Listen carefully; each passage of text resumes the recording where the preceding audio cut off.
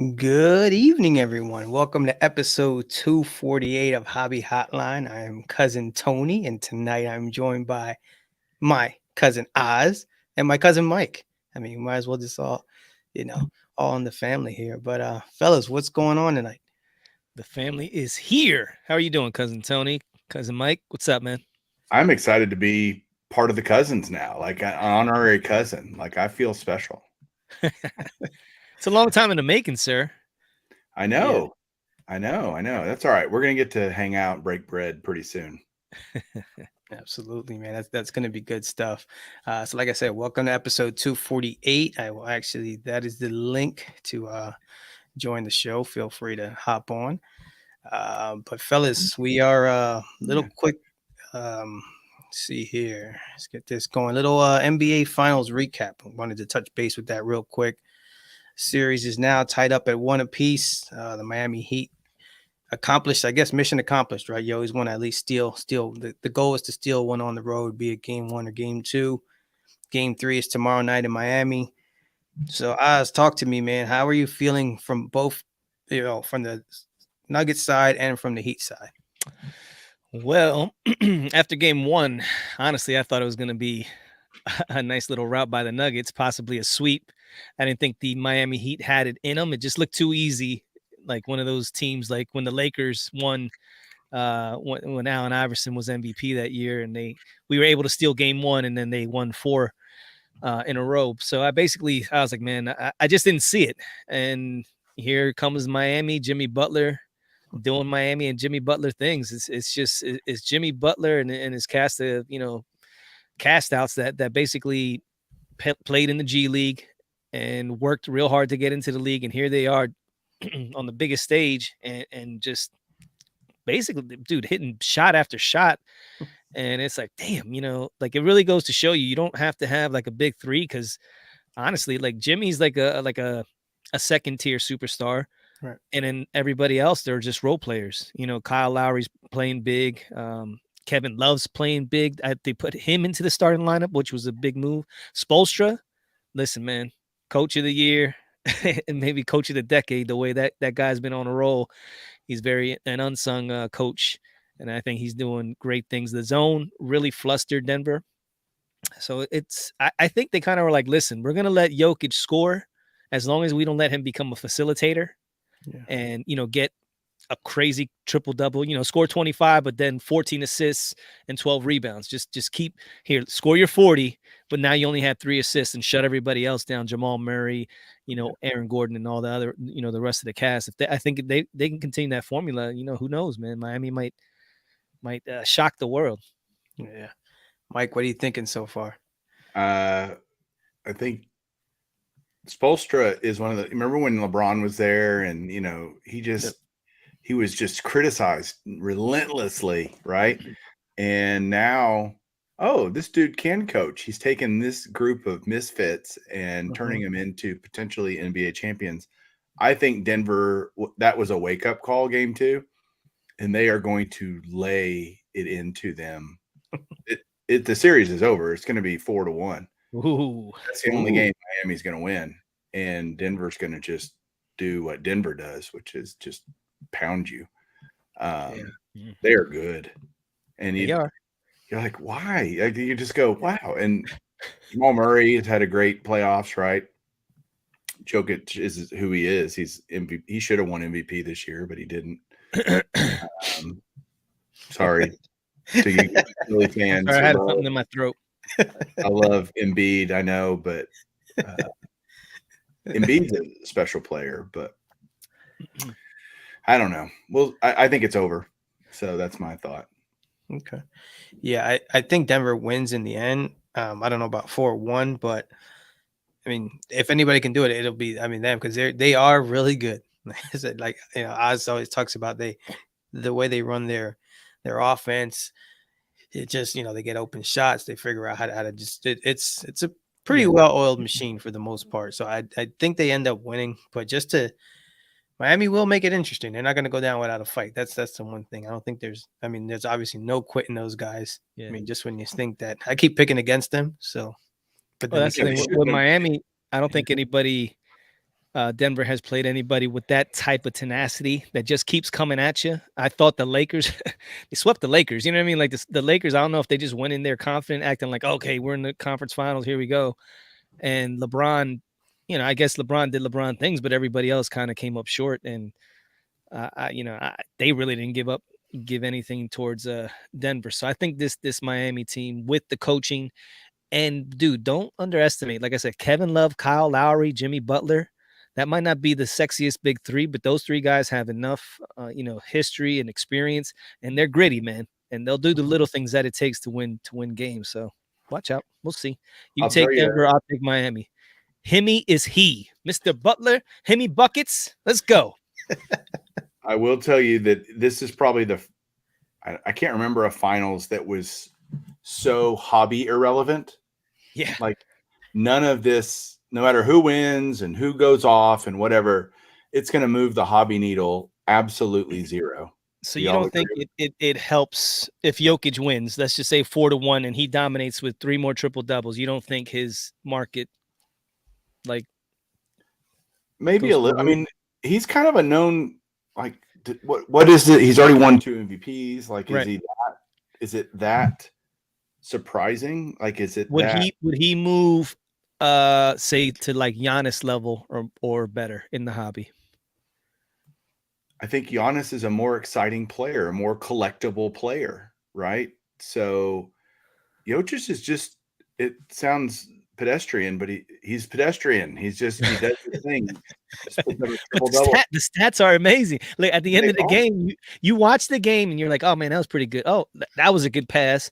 Okay. And then at the end of the game, it's 40, 16, and 12. And you're like, wait, how the hell did that just happen? right? But he's just not hobby.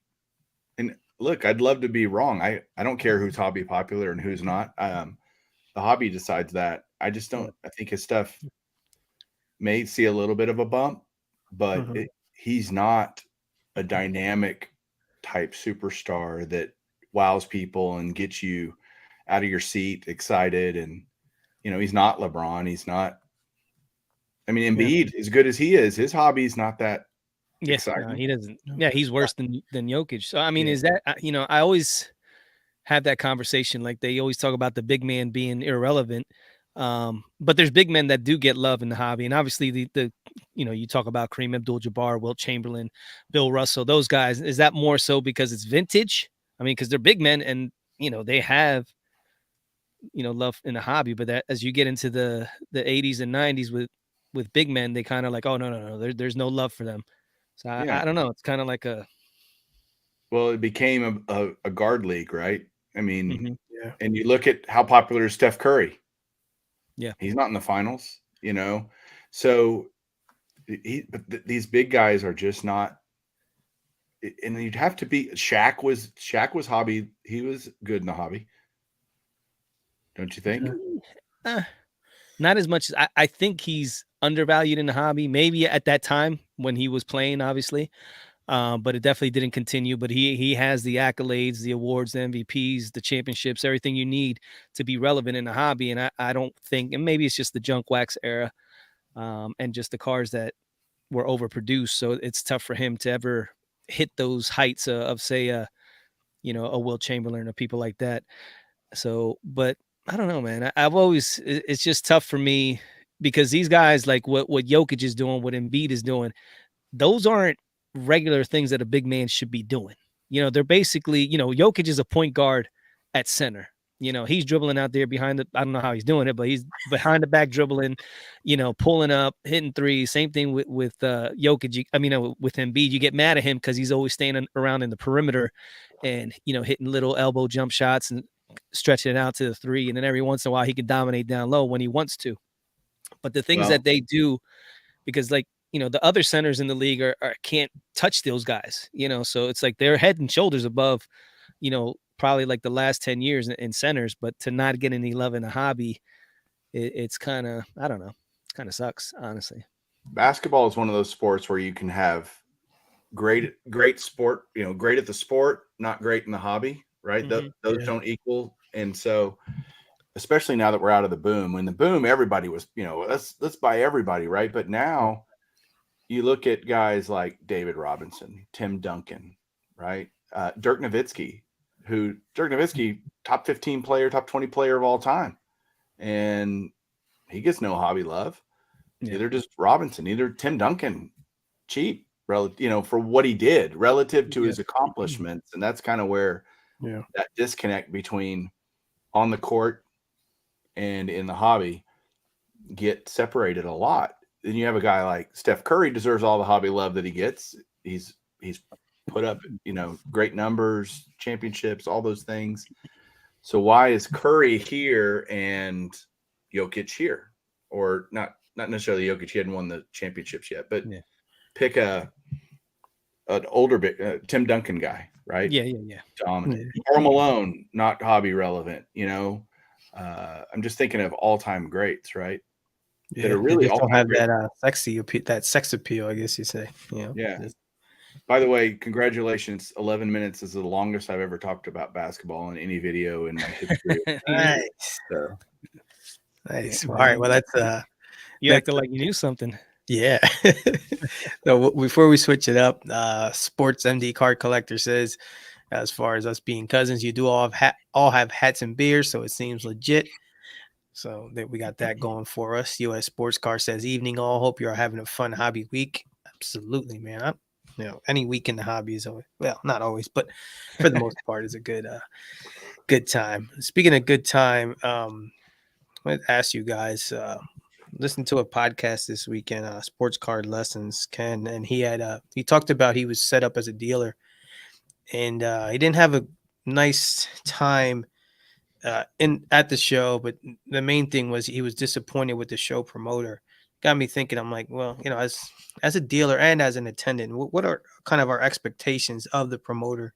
So I want to ask you guys, when you're either setting up or going to a show, what do you expect the promoter to do? What should he or she be doing in your opinion? Oz, I'll kick it to you first. We can go from there. Well, I mean, obviously, as a show promoter, you're first and foremost, you want to promote the show. You want to make sure you're putting on the best show possible, getting it out there, getting on social media, doing everything you can to drum up, an audience and make sure people show up to the show. Number one. Number two, you want to make sure you take care of the people that are actually paying to set up. So making sure you have those lines of communication open, you're taking it seriously.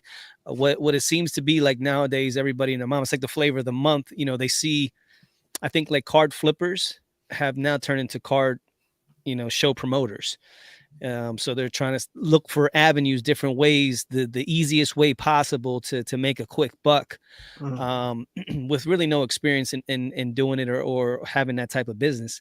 So, I can understand maybe the first time not having it all down packed, but as a show promoter, if you're going to go into this type of business, make sure you contact people that have done it, had experience in it, and just do everything you can possible to make sure the show goes off with without any snafus. So the day of, I know a big thing with Ken, it was like the dude was like MIA for the beginning of it.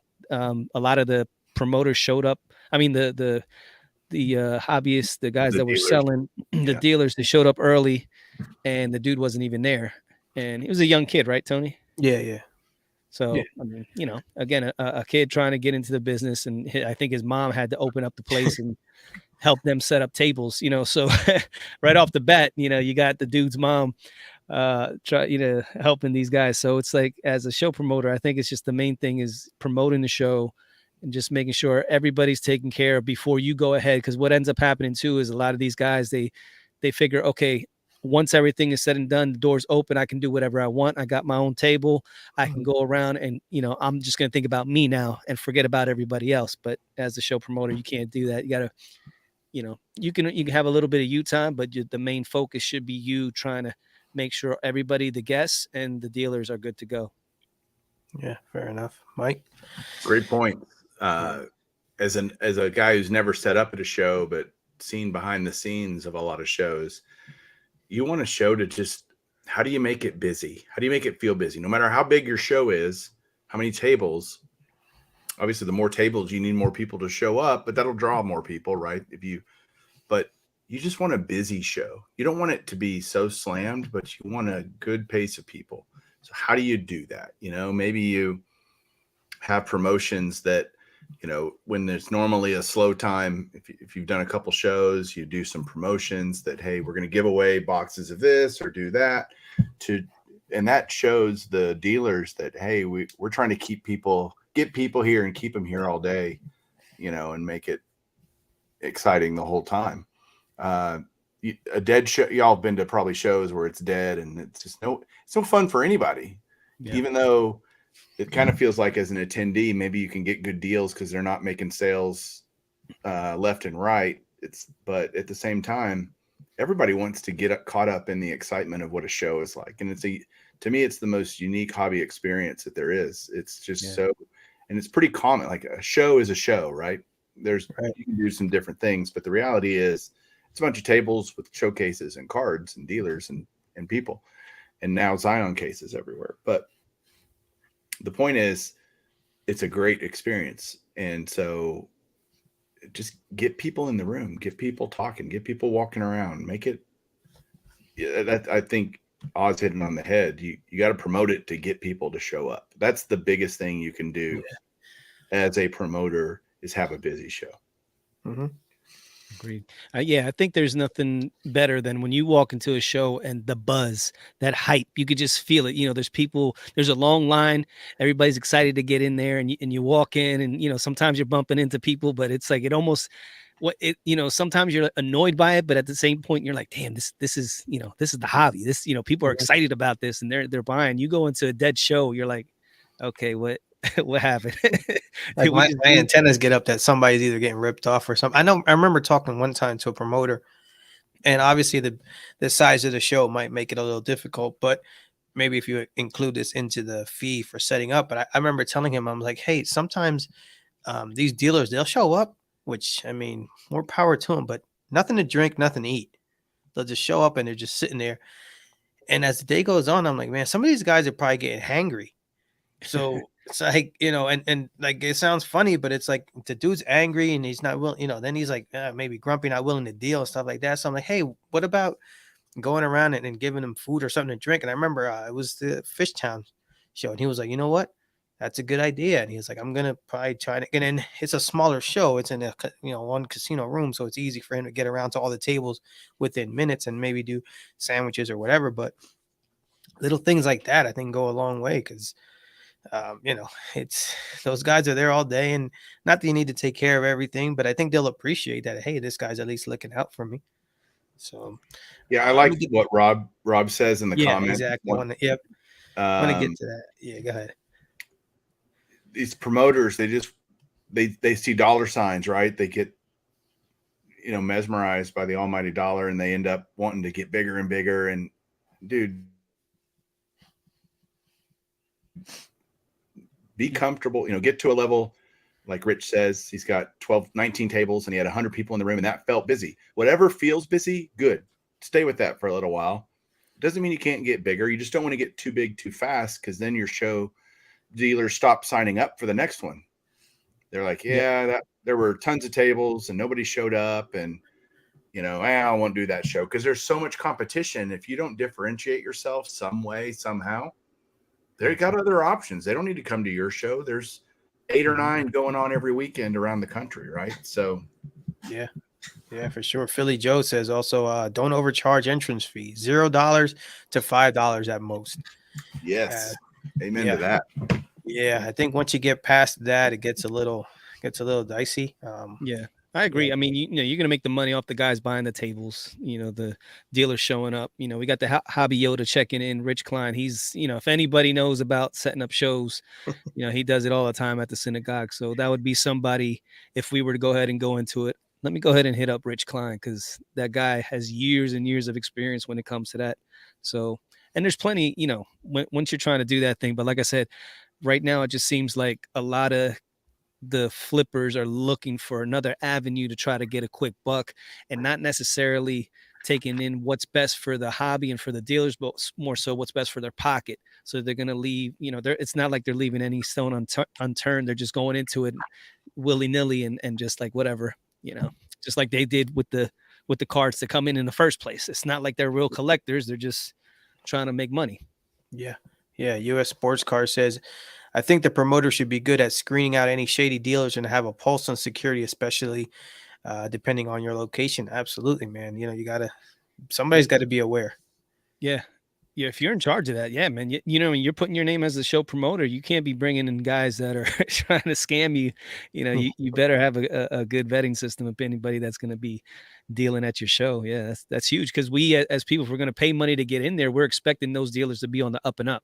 Again, there's always somebody that's going to try something, but you would hope that somebody's doing a checks and balances with that. Yeah. Rob says another thing: if you know a big show is going on, try to schedule it another weekend. Yeah, it probably wouldn't be wise to schedule. I mean, Mike, are there little shows trying to compete with Dallas when that's going on? No, There's no way, right? Not around here. Right. Yeah.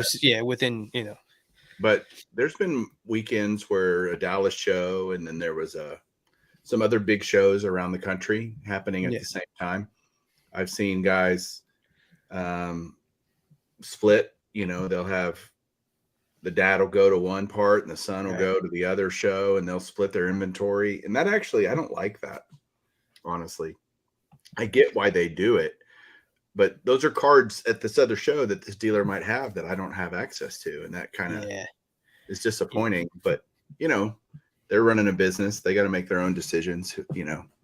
Yeah, I know the one guy from Facebook who sells a lot of vintage. We're probably talking about the same guy. He has nice inventory, and I'll see him. He's like sometimes that one weekend in particular, it's like I think it's almost like Chantilly, Tennessee, and Dallas or something like that. It's like something where they're all kind of lined up together, and they'll be set up at every single one of those shows.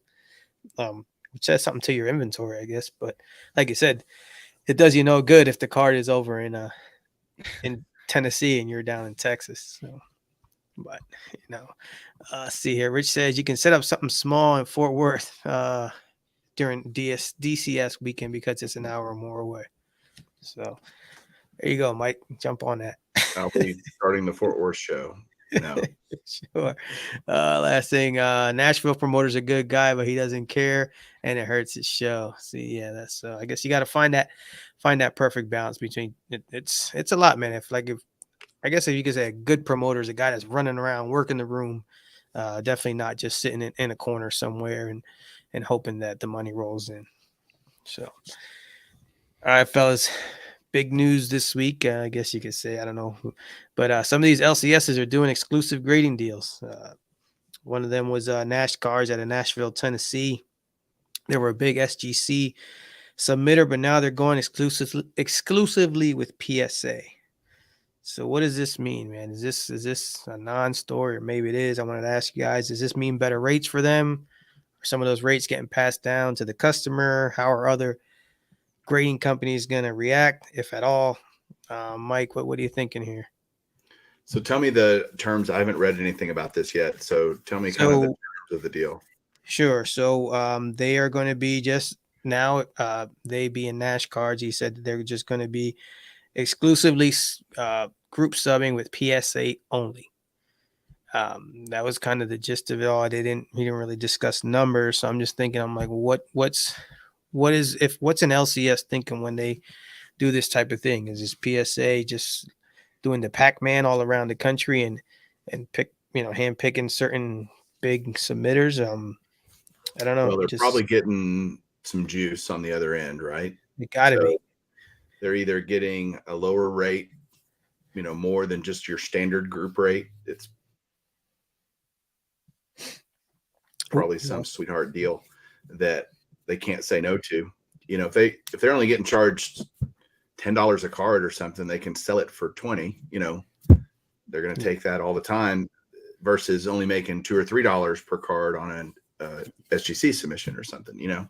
So that's the only reason it would make any sense to do that, and I'm sure PSA will do that. I agree. The biggest, I should say, losers is SGC. they had a big chunk. They had a really good deal with Nash Cards, and that was the main thing. Was like now as SGC, since Nash Cards is no longer going to be dealing with them, how much of their business is going to drop off, because it was a big chunk of what they were doing was going through them. So the fact that they're no longer able to access that, obviously PSA is taking that lion's share. So now, I don't know, man, with PSA doing what they're doing and lowering their prices, the biggest thing for, I guess, SGC was price point and, getting your cards back faster. And depending on who you go through, maybe somebody like Nash Cards is able to get those cards back faster to you. And if the price points are equal, why would you go with SGC, anymore, just because of the disparity in the price points?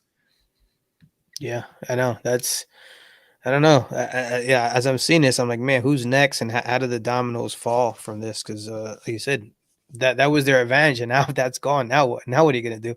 Yeah. Like, how do you then have to lower your price even more? I don't know. I mean, I kind of get, it pisses me off that people would be that, not the card shop. I get why they would make a business decision like that. But if you're a collector and you're an SGC person, you just love SGC, who cares? Like if PSAs, I hate the guys that just go, where's it the cheapest and the best resale value? That's the grading company I'm going to go with. I wish people had more substance behind their reasoning of why they choose a grading company, and I don't even, whether it's CSG, I like the slab. I like the way they look. I want them consistent. That's why I'm a PSA guy. I hate, they screw up all the time. It's not making any of these companies blameless for messing up, but it's just like, just pick one for the right reasons, not for the dollar signs. I just, when money drives a decision, it just, Yeah. hobby. Yeah. Lately that, I mean, maybe 5 years ago, but the way it is and how it's become a business, man. And it's profit margins. It's how quickly you can get the cards back. And that's why SGC even came into play over the pandemic. They were able to get a nice lion's share of the grading. But now that PSA has dropped their prices and they're doing what they're doing, and these big card submitters like Nash Cards are like just going exclusive. That's going to be tough, man, for these other guys to make that up. I mean, they're already getting killed. For example, it'll be like 1 million cards being submitted through PSA and then Yeah. 80,000 through SGC, like the next level. So I mean, there's already getting killed, and now you're just taking that whole big chunk there. Because basically, what Nash Cards is saying is like, listen, if we're doing 1 million to 2 million PSA and only 80,000 SGC and then a couple of Beckett, it's not worth our time to do those. We're just going to go strictly with PSA. We'll just stay with one, a grading company and just keep it, the norm, as opposed to, okay, we got 80,000 SGC. Let's mess around and, we got to do all this stuff. So they just basically got rid of it.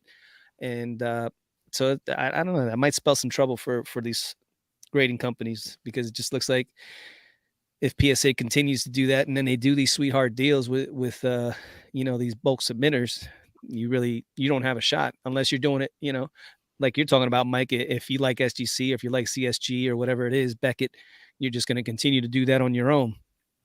So, but Yeah, I think the LCS that maybe jumps out and says, "Oh, I'm going to back SGC," that might be a death wish. I don't know.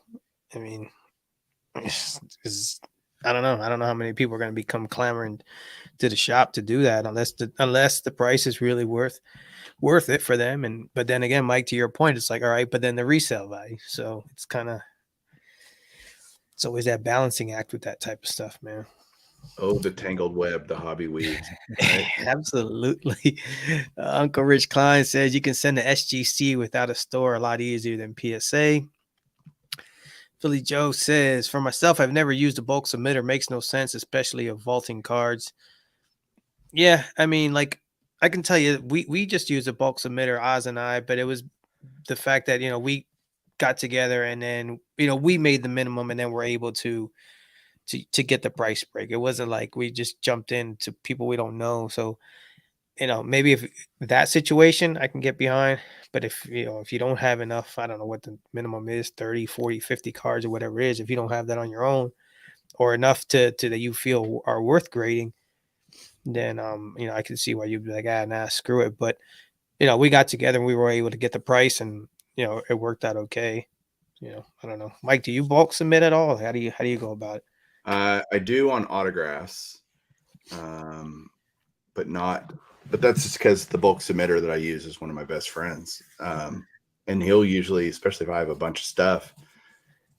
But like the last time I did it, I emailed PSA and said, "Hey, what can you do?" Nice. And I got a bulk rate. I got cheaper than he was doing, so I submitted them myself. Now I had a bunch, right? 30, 40, 50 autographs, whatever it was. But it's if you had one or two cards, your bulk submitters make sense, Yeah, because otherwise you're not gonna. because you can get a better price. Yeah, for Sorry, sure. did I break up a little? Sorry. Oh yeah, no, you're If good. you only have a couple cards, it makes sense. But beyond that, if you have a bunch of cards, just do it yourself, because you get to track it. You know where the cards are every step of the way. Yeah, True. that's the That's one true. thing that's the one thing that is driving me crazy. I told Oz, I was like, that I don't know where my cards are. I can only this guy's telling me, they're here, they're in this stage, they're in that stage, and I have to take his word for it. And that's the only thing. You lose a little bit of not that you have control when you send them out, anyways, but just the loss of not knowing what stage your cards are in. Maybe there are some that do that. I mean, the guy we use is just a small LCS here in town. So he doesn't have like a website or something that we could check our stuff. But it's just, yeah, that was a little tough for me. Let's see here. Absolute Authentics. PSA has a higher resale value. PSA is turning modern bulk in 4 weeks door to door. Okay.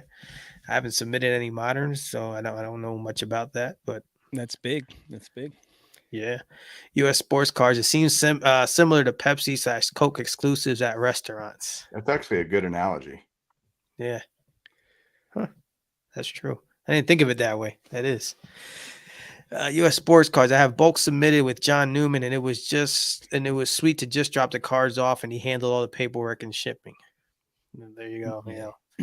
That's what I love the most about bulk submitters, or just having somebody just take care of all of it. The paperwork can depending on, even with PSA, there's like 16 different forms. If you got auto, if you just want authentic, if you just want it slabbed, if it's just a normal card. So, if you don't want to deal with all that crap, just give it to John.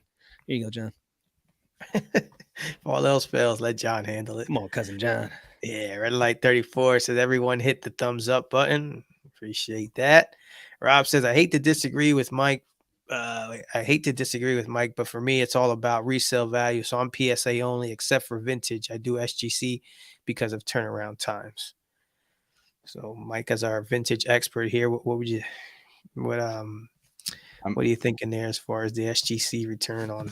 Tony, I'm a PSA guy all the way. But again, I've said this before. If I could start over now and have all my cards, I'd choose SGC. Yeah, I just think they're better customer service, more consistent grading, so like Michael Ham's talking, we need a standard, but the problem is nobody will do a standard because they all have their own, they all think they're the best at it. Yeah. Right. So, and if you had a standard, you wouldn't need different companies I guess it'd be then just pure aesthetics, right? Which slab do you like that looks better or whatever? But until resale value gets equal, which is not going to happen anytime soon, I don't think SGC will not catch up from a resale value. And that's silly, by the way. I don't necessarily agree with it. Why is an SGC 5 of a vintage card worth less than a PSA 5? It's the same numerical grade. But yeah, I don't know. You would think. I had 4 slabs SGC 10s that I submitted to PSA just recently to cross over. So 1 out of the 4 crossed over. So an SGC 10 apparently is not a PSA 10. Did you get 9s on the other ones? What's that? Did you get 9s on the other ones? The ones that I crossed over? Yeah. I didn't. I said if it doesn't cross over to a 10, just leave it in the SGC 10. Just leave it. Oh, SGC. okay. Yeah. So Rob asked, "What's our take on tag grading?" It's about to bring that up. Perfect question. Rob is secretly producing the show in the back. Go ahead, Oz. I like it. The main reason, listen, I love PSA. But to be honest, the reason I love PSA is because PSA brings you the most money. And it's become the standard per se. But I really do like to know what why my card graded the way it did. So for example, if I submit 4 SGC 10s to PSA and I say, hey, will these cross over? The one did, the three didn't. I would like to know, hey, why didn't those three? Why does SGC say this is a 10 and you guys don't? Oh, okay, well, this corner or this edge, or I see a little surface scratch. And it would be cool just to know, but PSA doesn't do that. They're the standard, and it's just, listen, the grade is 10, it's 9, it's 8. Get your stuff and get out of here. You're gonna make money on the back end. Don't worry about what the hell the card was. But that I've always been a fan of Beckett because of that, because of the subgrades, and we're being able to. So with tag grading, obviously you're going to get, I mean, it's Beckett on steroids when it comes to showing you exactly what the card is, and what any problems were with it. You'll get a full report on that. The I love the slab. It's really sleek and nice. The label's cool. I think, man, it would be great to have an all AI, just because it would be uniform across the board. You wouldn't have any human element in there to, it would be subjective at that point. So where if you just have the AI just doing it, every card, that 9 is a 9 and that's what it is. Because, what I mean? And that's so there wouldn't be no human to be, if they were feeling bad at that moment in time, or if they're feeling good, whatever like I said, to go out there and put whatever grade they're feeling at that moment. With the AI, what that grade's going to be. It's just, I don't know, man. It's just for tag to go ahead and to come up. It's going to be tough to try to go ahead Yeah, and compete with the big boys. That can happen, yeah, but are enough people going to go ahead and co-sign on that? it's true. Before I kick the mic, I'll tell you this. Like, I know that they, I mean, they're like stats, like you said. There's stats upon stats with their stuff. I mean, which is probably that's why they figured, how are we going to stand out? I do think their slab looks really sleek, really nice. Like, Yeah, it's pretty nice looking slab. But I mean, I've been talking to our buddy, the commish today. He's going to be doing a submission, and he's like, yeah, if you're the first person to submit a card of whatever player, when you look it up, it tells you where that card was at, what state, whatever. And I mean, it's like, it's crazy. I'm like, to me, I'm like, it's too much. I'm like, I just want my number, a pat on the butt, and get out. I'm good with that. So I mean, and I think those are the things that they have to do to try and catch up. It's not really for me right now, but I don't know. We'll see. But Mike, where are you at with all this AI stuff? I don't dislike the idea of AI. I think there needs to be, I think it needs to be you can get an initial grade on the card from AI, and then a person needs to verify that. yeah, yeah. I mean, They like, do that, yeah. yeah, I mean, God, it's so subjective, card grading, right? Yeah, And we're trying to make it an objective thing, which it can be. It's centering is a numerical fact. Is it off this much or whatever? Uh, I don't know. I think it can Where be integrated somehow. So can it ever fully go AI? I mean, with that being said, like a lot of the things, is it more so the surface that's difficult for the AI to detect? that seemed to be the one that most people were worried about. But according to Jeremy Lee, he said, they have the stuff in place to handle that. There's like some kind of camera thing Yeah, that goes I guess what around. they were saying, that in And, different angles, as a grader, you're able to take that card and flip it and put it at the, depending on the light, and you're able to see things a computer wouldn't see. But I'm like, are you sure about that? I mean, like, computers can do whatever the hell they want these days. You're telling me that you wouldn't be able to put it in some type of contraption if done correctly? They come up with something, you put the card in and it goes at all different angles, and there's all kinds of cameras and catching it from every view. They would be able to see, okay, oh, look at that dimple in the surface right there.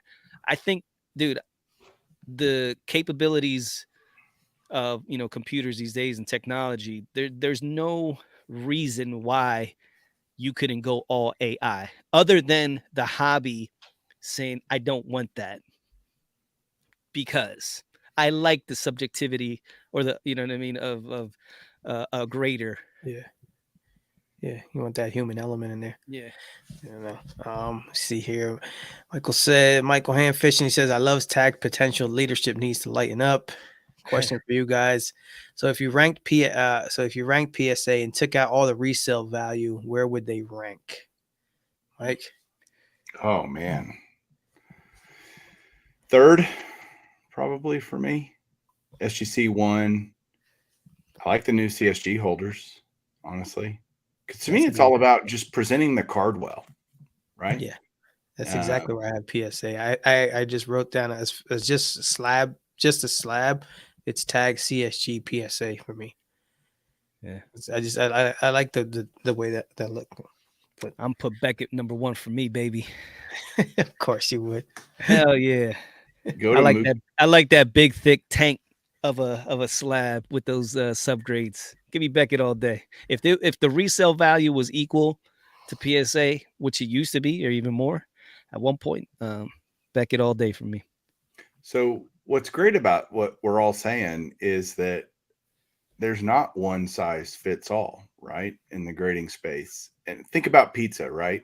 I'm a, some people are deep dish, some people are thin crust, some, Mhm. I'm thinking about you were talking about the thickness of the slab. Like, I hate it, but you like it, and that's fine. I don't like deep dish. I like thin crust because I like all the toppings, on a pizza. So it's okay that there's different competitors out there that offer different things. That's Yeah. good for the market. It gives us choices. If we only had one choice, or they were all equal, or there was this standard, that wouldn't be nearly as fun of a hobby with all the Yeah. choices. Like, I got all kinds of flavors of ice cream. Now I like all ice cream. Like, I like my cards being graded, but I want to choose which ones mean the most to me. Vanilla PSA. I do wish their flip could be more exciting. I don't know. My Yeah. favorite flips are HGA. I love HGA flips. I love them. I love the color matches and Yeah. the customization you can do to it. Yeah. That is unique. Everything else about them is a train wreck, but Yeah. that's actually really, I think, a cool. When they came out, I was like, that's a cool innovation. I didn't know Mhm. if I'd like it. I have a few HGA slabs. They just look Yeah. cool. They do. When they would color match it, I do that. So I was like, man, that's pretty cool. Yeah. If you had the Ac- right card with the right color match Yep. and this, yeah. Yeah. Yeah. I missed this question earlier, Mike. This is probably best to ask you. Who is the best to send autographed baseballs to have certified? Well, the only one that's not true. PSA for sure. Uh, but SGC doesn't certify autographs anymore or authenticate autographs anymore. Beckett does, Beckett Authentication Services, and so does JSA directly. Like, if you went to James Spence, you could get them authenticated and get a letter or whatever, sticker on the ball. But PSA, no question. PSA. There we go. Fair enough. Michael Ham says, circling back, I think having the nicest version of a card is always the grail. Tag is offering that and only Tag. So I like that. fair. So, But Mookie, good old at Mookie. the point was, you had Beckett with the black label Yeah. was kind of like the standard, like that trumps any card out there. So maybe now Tag takes up, maybe. I don't know, man. It's a big. That's a Yeah. big hill to climb, brother. Our buddy Mookie Chilson, he asked Mike if SGC came to you and said we'd convert your collection free of charge, would you do it? no, Nah, he's too because indoctrinated. the beast only holds PSA slabs. It doesn't hold. He did that on purpose. You'd have to make Beast 2.0. I would. I could just. You're a PSA guy, Tony. I'll sell you this one. Yeah, I was gonna say sell it to Tony. Absolutely. Listen, because I'm running out of room here, so we can definitely make a deal. I can only imagine the shipping on that from. It'd be cheaper for me to drive it to you. Yeah, I was gonna Yeah, say. yeah. I was gonna say you guys can bring that U-Haul that you took over to that guy's house, where you emptied There out you go. the house of cards. There you go. Cool. All right, fellas. So let me ask you, um, Oz and I, we walk around and we're members of this not so secret hobby wolf pack. And I wanted to ask you guys, as far as having a hobby wolf pack group of friends or buddies, whatever it is, whether you know them personally, online, or whatever, pros and cons of having a group like that. Because yeah, it could be cool, but sometimes there's bumps on the road having a group of guys who all have the same interests. Because you get a bunch of enablers hanging out together and things can go sideways. So Oz, talk to me, man, about the mindset of having your wolf pack and stuff like that, and how it all works out. To each his own. First of all, we're not saying you have to have a wolf pack in order to enjoy the hobby. I just think there's a lot of things that you can do to increase, your productivity in the hobby, and what you get back from it. You get what you put in. So, if you're going to shows, if, instead of just staying behind your computer and hopping on eBay, every night, getting the card, putting it away, and that's it. And you have no communication. You're not on social media. You don't go to shows. You don't do anything. That's cool. You're a collector. Nothing wrong with that. Um, but there's so much more that this hobby has to offer once you get involved in the community. When you say better to be in a wolf pack than the whack And the whack pack. pack. Listen, if you were in the whack pack, you were kind of like famous. If you don't know what that is, just look it up. But So yeah, like you said, it can get sideways at times because there's a lot of different personalities, but you don't have to have, like, when Tony and I first started, it was just us two. It was Cousins Collectibles, but we enabled each other and we bounced questions off of each other. Hey, should I get this? Hey, what do you think about this? Where should I go for this answer? So it's pretty cool when you have somebody that you can depend on that's going to be honest with you and give you advice and say, bro, I don't think that's a good idea, or yeah, man, go for it.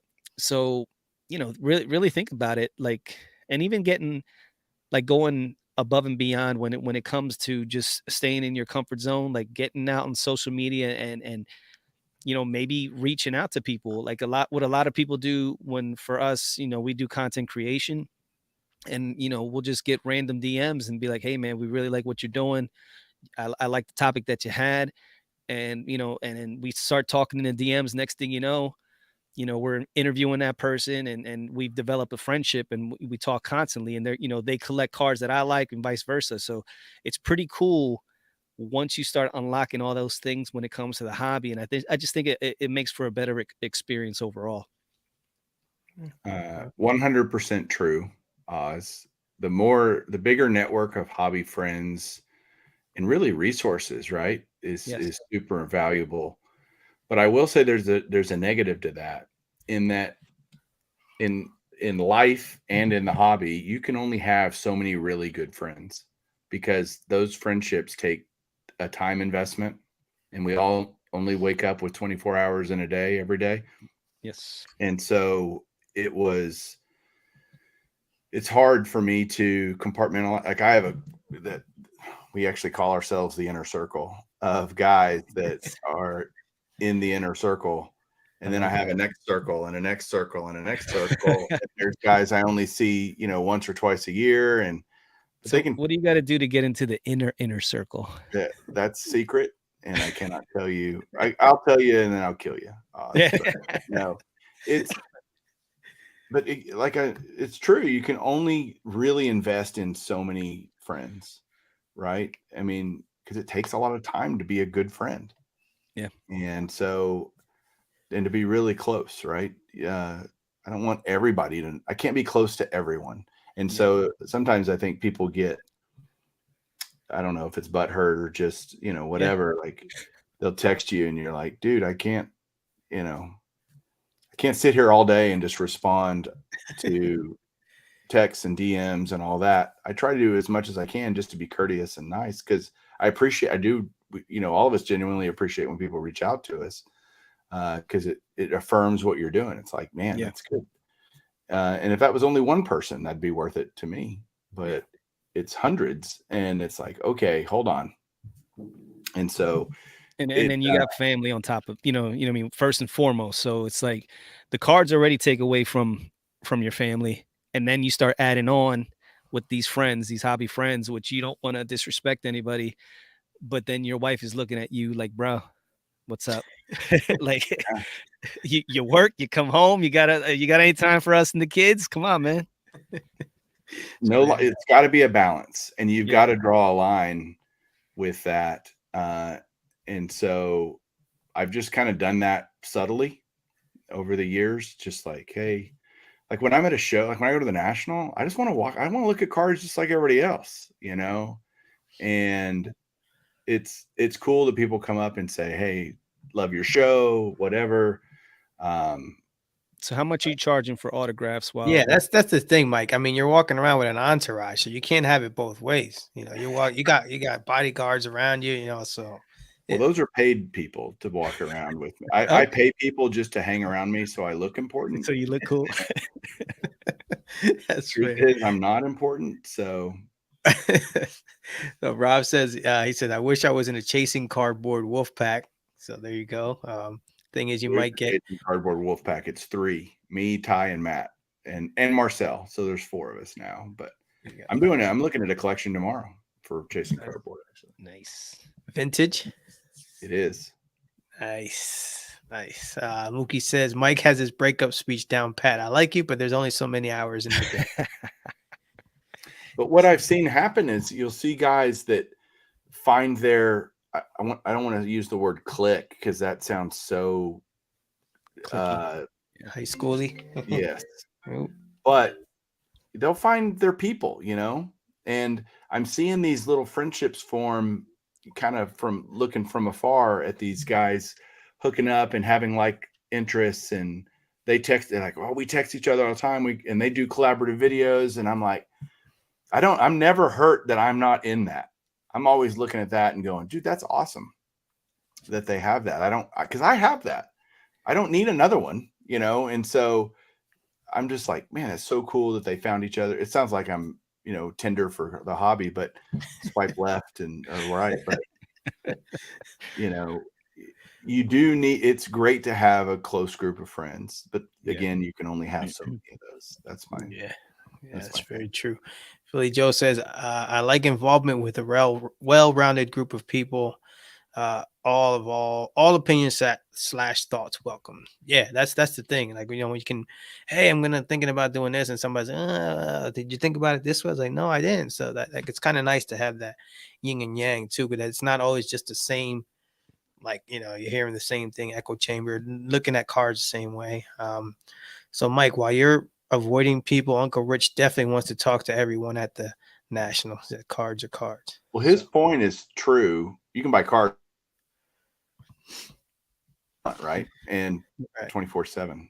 You can buy cards whenever you want. So I agree with Rich because it is about the people at the National. And look, I do that all the time at the National, but I usually bring my biggest budget of the year to the National. So I'm looking for deal. I'm looking to add some key cards to my collection that I want. I like the experience of buying them and saying I got this at the National. That's just something for me that I enjoy.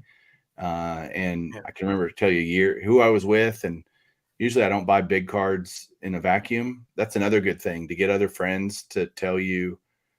I have guys that I'll call if it's a specific card. I know who I'm calling, and they're at the show. Like, hey, come over here, help me make this Yeah. decision, because they'll either affirm like, yeah, this is awesome, or I have guys that'll be real with me too and go, I think you can find a better one, kind Mhm. of thing. And that's the kind of friends you want, not someone that's just going to be a yes man going, yeah, do it, Yeah. spend all that money. No, no, no. I want guys that are going to say, that's a cool card, Mike, but I think there's better Yeah. ones.